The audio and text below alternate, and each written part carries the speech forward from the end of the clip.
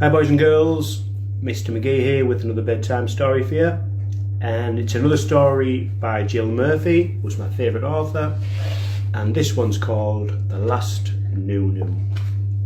Here goes. Marlon sat on the floor watching TV. Marlon's granny sat in the armchair watching Marlon. "He's getting too old for that dummy," she said sternly to Marlon's mum. "It's a noo-noo," said Marlon. "He calls it a noo-noo," explained Marlon's mum. "Well, whatever he calls it," said Marlon's granny, "he looks like an idiot with that stupid great thing stuck in his mouth all the time." "He does like to have it all the time," soothed Marlon's mum. "Only at night or if he's a bit tired. He's a bit tired now, aren't you, pet?" Said Marlon. "His teeth'll start sticking out," warned Marlon's granny. "Monster's teeth stick out anyway," observed Marlon. "Don't answer back," said Marlon's granny. "You should just throw them all away," she continued. "At this rate you'll be starting school with a dummy. At this rate you'll be starting work with a dummy. You'll just have to be firm with him." "Well," said Marlon's mum, "I am thinking about it. We'll start next week, won't we, Marlon? Now you're a big boy, we'll get rid of all those silly noo-noos, won't we?" "No," said Marlon.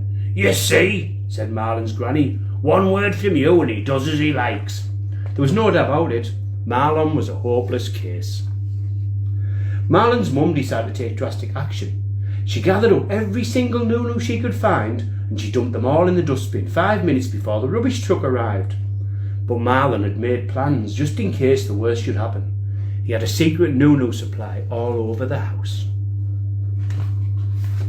Oh, got stuck.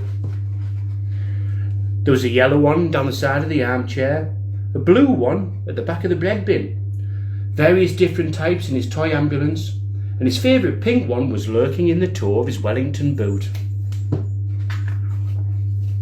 His mother and granny were astonished. They could not think where he kept finding them.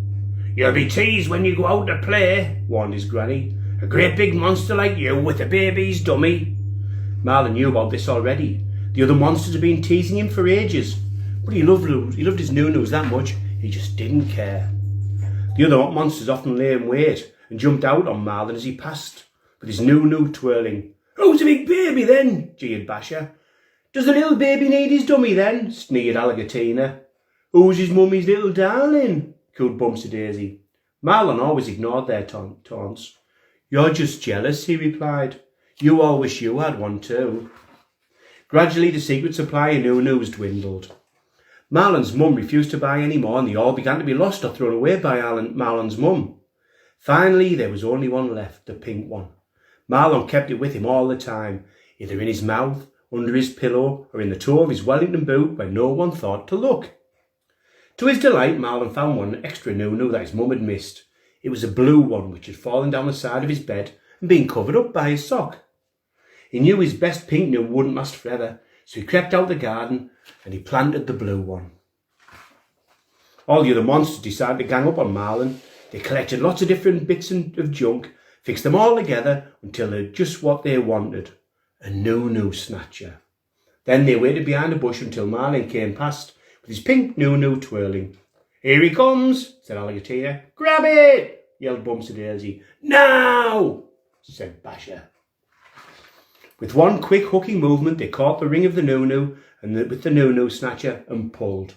But Marlon clenched his teeth and held on. Monsters have the most powerful jaws in the whole world. Once they have decided to hang on, that's it. Marlon hung on, the monsters hung on, and the noo-noo snatcher, and there they stayed, both sides pulling with all their monster might. And there they would still be, if Marlon had not decided just at that very moment that perhaps he was too old to have a noo-noo anymore. So he let go, and all the other monsters went whizzing off down the road, across the park, and into the pond with a mighty splash. Marlon went home. "I've given up my noo-noo," he said. "I sort of threw it in the pond." "Goodness gracious me!" exclaimed Marlon's mum, sitting down suddenly with a shock. "I told you," said Marlon's granny.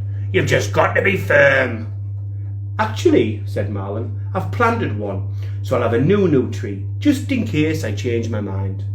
"That's nice, dear," said Marlon's mum. Nonsense, said Marlon's granny.